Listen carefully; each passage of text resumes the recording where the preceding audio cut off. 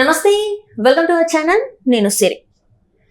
జగన్మోహన్ రెడ్డికి అయితే చాలా మంది నేతలు గుడ్ బై చెప్తున్నారు. ఇప్పుడు అయితే కేసినేని నాని అయితే నిన్న చేసిన వ్యాఖ్యలు మనం చూసాం. ఇప్పుడు అదే తరహాలో ఇంకొంతమంది నేతలు కూడా కేసినేని నాని బాటనే పడుతున్నట్టు కూడా వార్తలు వస్తున్నాయి. మరి ఏంటి, ఇంకా వైసీపీ ఉంటుందా? అసలు జగన్మోహన్ రెడ్డి గారు ఈ పార్టీ అసలు ఉంటుందా లేకపోతే భూస్థాపితం అవుతుందా అనేది మనము ఇంకా తెలుసుకోవాలంటే మనతో పాటు ఉన్నారు ప్రముఖ సీనియర్ జర్నలిస్ట్ డివిఎస్ గారు. నమస్కారం సార్. నమస్తే సార్, ఇప్పుడు చూస్తుంటే కేసినేని నాని బాటలోనే ఇంకొంతమంది వైసీపీ నేతలు కూడా ఉన్నారని చెప్పేసి అయితే వార్తలు వస్తున్నాయి. మన కేసినేని నాని ఏ వ్యాఖ్యలు అయితే చేశారో మనం చూసాం. సో ఇప్పుడు అదే మరి రాజకీయ సన్యాసం తీసుకోవడమా లేకపోతే వాళ్ళు గప్చుప్ గా సైలెంట్ అయిపోయి అజ్ఞాతంలోకి వెళ్ళిపోతారా సార్? మరి వైసీపీ నేతలు ఎవరైతే ఉన్నారో వాళ్ళు జగన్మోహన్ రెడ్డి పట్ల అతను నిలబెట్టిన అభ్యర్థుల్లోనే ఇవాళ అపనమ్మకం, అవిశ్వాసం. ఎందుకంటే నిన్నటిదాకా మనం చూసాం, ఎన్నికలకు ముందు పవన్ కళ్యాణ్ ఏమని స్లోగన్ ఇచ్చారు? Hello AP, by by Jagan, by by YCP. Hello AP, by by YCP అనేది కాస్త ఇప్పుడు జగన్ నిలబెట్టినటువంటి ఎమ్మెల్యేలు, ఎంపీలు, అభ్యర్థులు బై బై జగన్ అంటున్నారా? Hello YCP, by by Jagan అంటున్నారా? అంటే ఇప్పుడు కేసినేని నాని ఇక తను రాజకీయాలకు దూరంగా ఉంటానన్నారు. నిన్నటి ఘోర పరాజయం. ఎందుకంటే గతంలో 2 సార్లు ఎంపీగా చేశాడు తెలుగుదేశం నుంచి. ఈసారి తెలుగుదేశం నుంచి బయటకు వచ్చి జగన్మోహన్ రెడ్డితో కలిశాడు. ఏదో పగలదిద్దామని, బాగుందామని చూశాడు. తమ్ముడి చేతిలో ఘోర పరాజయం. అది కూడా అసలు అంత పెద్ద ఎత్తున మెజారిటీ కూడా చిన్ని రావటం అనేది నాని పరపతినే దెబ్బతీసిన పరిస్థితిలో అతను ఇంకా నేను శాశ్వతంగా రాజకీయాలకు దూరంగా ఉంటున్నానన్న దీంట్లో నాని బాటలో ఇంకెంతమంది ప్రయాణిస్తారు? అంటే కొంతమంది రాజకీయాలకు దూరంగా ఉండేది ఎవరు? కొంతమంది బీజేపీలో చేరిపోవచ్చు, కొంతమంది జనసేనలో చేరిపోయేవాళ్ళు, కొంతమంది అసలు ఆల్రెడీ ఇప్పటికే తెలుగుదేశంలో మాట్లాడుకున్నారని. ఎందుకంటే ఇవాళ పవర్లో లేని ప్రాంతీయ పార్టీ మనుగడ కష్టమైంది దేశ రాజకీయాల్లో. ఇక్కడ మనం చూసాం తెలంగాణలో బీఆర్ఎస్, కేసీఆర్ ఏంటి ఆయన పరిస్థితి? ఇవాళ ఆయన పార్టీని వదిలేసి అందరూ బీజేపీలోకి వెళ్ళిపోయారు. ఇంకా మిగిలిన వాళ్ళు కాంగ్రెస్లోకి వెళ్ళిపోయారు. 5 నెలల క్రితం అసెంబ్లీ ఎన్నికల్లో కేసీఆర్కి 37% ఓట్లు వచ్చాయి. 6 నెలల్లోనే సినిమా మారిపోయింది. పార్లమెంట్లో ఎన్ని వచ్చాయి? 17% సీట్లు, ఓట్లు రావడానికి పెట్టలాడింది. ఎక్కడ 37%, ఎక్కడ 17%. 5 నెలల్లో 20% ఓట్ బ్యాంక్ తగ్గిపోయింది, ఊడ్చుకుపోయింది.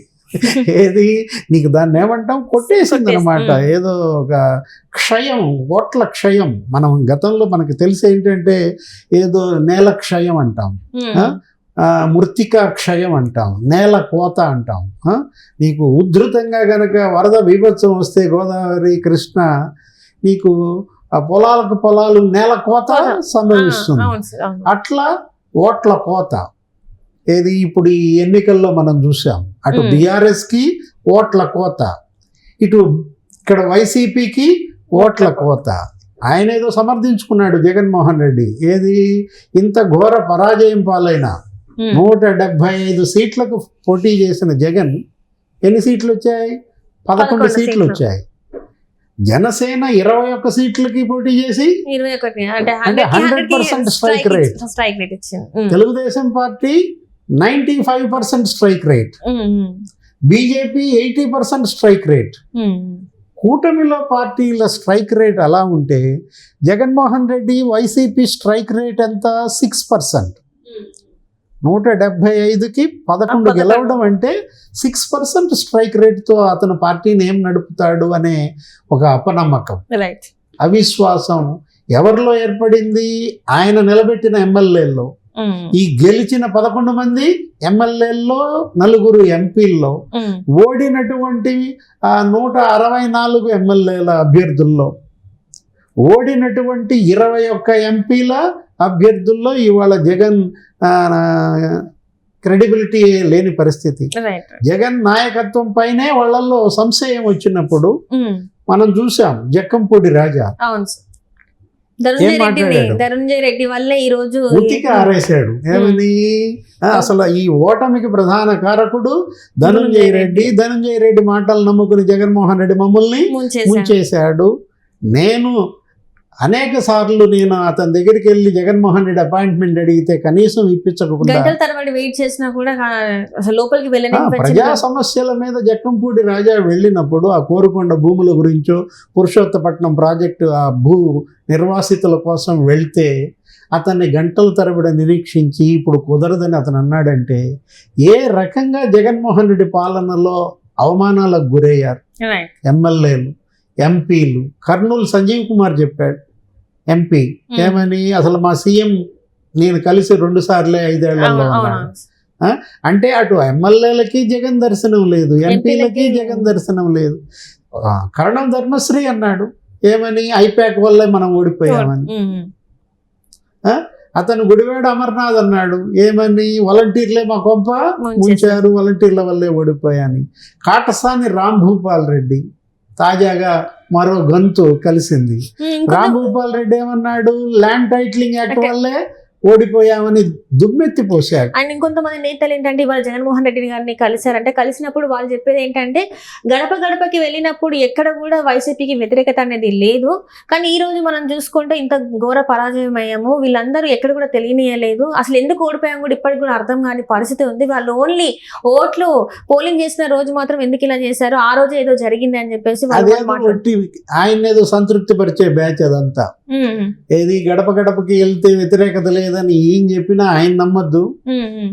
వీళ్ళు ఒకళ్ళ కన్నీరు ఒకళ్ళు దుడుచుకునే ప్రయత్నం తప్ప ఇదేంటి జగన్మోహన్ రెడ్డి కన్నీరు తుడిచే ప్రయత్నమా? గడప గడపకు వెళ్ళినప్పుడు ఎందుకు వ్యతిరేకత లేదు? తాళాలు వేసేశారు.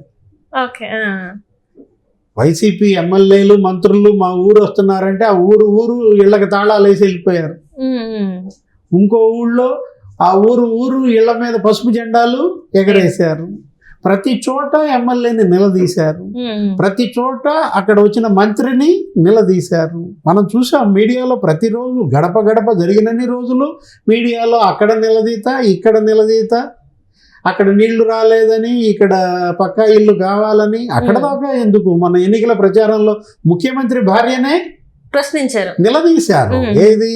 ఏమా నువ్వు పోయి చెప్పు మీ ఆయనకి, పాస్ పుస్తకం మీద మీ ఆయన ఫోటో ఏంటమ్మా, ఆ ఫోటో తీసేయమని చెప్పు, మేము తలకాయ ఎత్తుకోలేకపోతున్నామని వాళ్ళ సర్పంచ్ భర్త భాస్కర్ రెడ్డే చెప్పిన పరిస్థితుల్లో. ఇంకో చోట భారతీ మేడం ఏమన్నారు? నాకు ఇల్లు ఇవ్వలేదు మీ ఆయన, నేను ఎన్నిసార్లు తిరిగినా నాకు కనీసం పక్కా ఇల్లు ఇవ్వలేదు, నాకు నిలదీశారు. మరో చోట నీళ్లు రావటం లేదు, తాగునీటి ఇబ్బందిగా ఉందని నిలదీశారు. సమస్యలనేమో గాలికి వదిలేశాడు.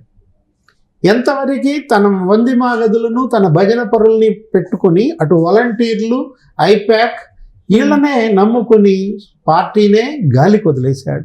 దాని ఫలితమే కేశినేని నాని రాజకీయ సన్యాసం అయినా లేదు, కేశినేని నాని బాటలో ఇంకా అనేక మంది రాజకీయాలకు దూరం అవుతున్నా లేదు, జక్కంపూడి రాజా, ధర్మశ్రీ, గుడివాడ అమర్నాథ్ వీళ్ళలాగా ఇవాళ ధ్వజమెత్తిన రేపొద్దున జగన్మోహన్ రెడ్డినే మరి కొంతమంది నిలదీసే అవకాశం ఉంది. 11 మంది ఎమ్మెల్యేల్లో ఇప్పటికే సగం మంది తెలుగుదేశంలోకి వెళ్ళిపోతున్నారు అంటున్నారు. 4 ఎంపీల్లో 3 ఇప్పటికే బీజేపీతో మాట్లాడుకున్నారంటున్నారు. ఈ పరిస్థితుల్లో జగన్మోహన్ రెడ్డి ముందున్న ఒకే ఒక అంశం ఆ పార్టీని కాంగ్రెస్లో విలీనం చేయడమా, బీజేపీలో చేయడమా? Right sir, right. Thank you so much sir. నమస్తే.